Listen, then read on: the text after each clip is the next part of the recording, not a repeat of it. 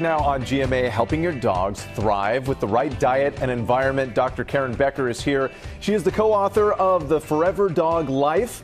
And we have a few more adorable guests here with us from best friends who are all up for adoption, by the way. We're going to go through this.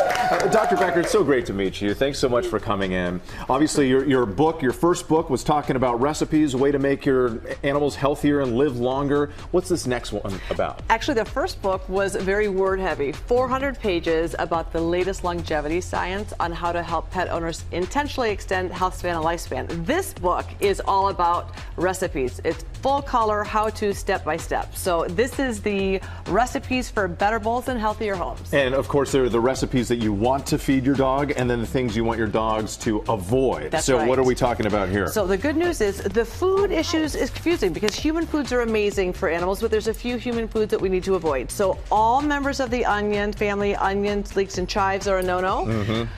Grapes and raisins are a no-no, and all forms of chocolate and cocoa are no-nos. And actually, macadamia nuts, we have not identified a toxin, but because it can cause GI upset in dogs, we just say avoid it.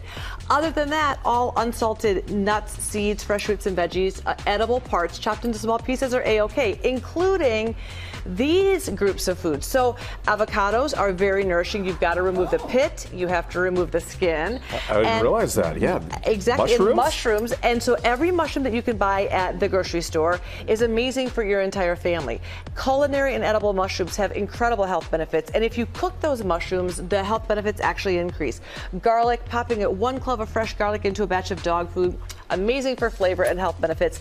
And pitted fruits like peaches and plums are also wonderful, but there again, you're not going to feed stems, cores, rinds. You're going to feed the pieces and parts of fruits and veggies that you feed. And Gio's got some more over here, right? So Dr. Becker, I feel like he's not too picky, Zorro, because he's been eyeing all the treats. I like that. But a lot of dogs are very picky eaters. They are. They're very picky eaters, and so one of the things that we do for picky dogs is we try and match the protein that they like. Like if your dog is really into chicken, you could make a nutritionally complete and balanced chicken recipe, and then you would start by weaning them on to fresher, better food. Also remember that when you cook homemade nutritionally complete foods and treats at home, they taste fresh, and so it tastes good. So if you have a finicky eater, homemade treats and foods are a good option. What about how much to feed your dog? That can be tricky to figure out. Yeah, you bet it is. And so it's important that we base the number of calories dogs and cats need off of their activity level and their life stage. So once you know how many calories, you can divide that into 3 meals, 2 meals, or 1 meal a day.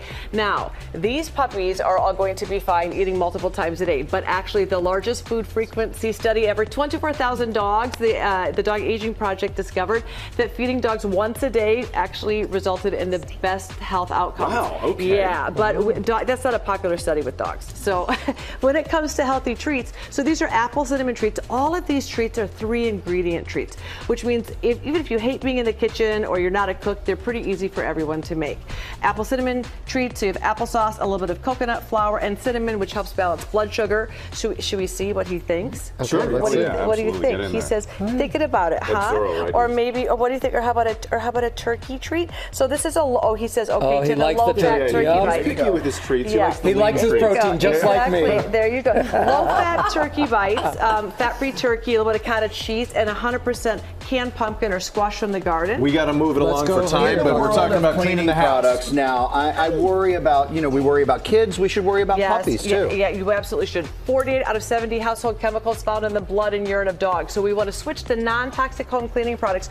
We can do that easily. A great all-purpose cleaner, a little alcohol, a little bit of Castile soap to break up biofilm, water, and some dog-safe essential oils, a couple drops of lemon or lavender if you wish, and a floor cleaner as well. Just white vinegar, water, and a little bit of olive oil for that shine. Okay. How about when we clean up our puppies, but we want to treat them right and keep it simple? So a simple, easy deodorizer. You can use green tea, peppermint tea, a little bit of apple cider vinegar, and that's a nice body spritz. You spritz from the neck down. A great way to freshen up puppies in between baths and grooming. Neck down. Neck down, never the face. Yeah, because that's important too. We want them to smell good, right? Because some people's dogs don't. So pay attention to this. Yes. Logan does. Yeah, he does. All the babies smell good. So these are all great non-toxic options and ways that we can help minimize risk in the home, but also maximize nutrition.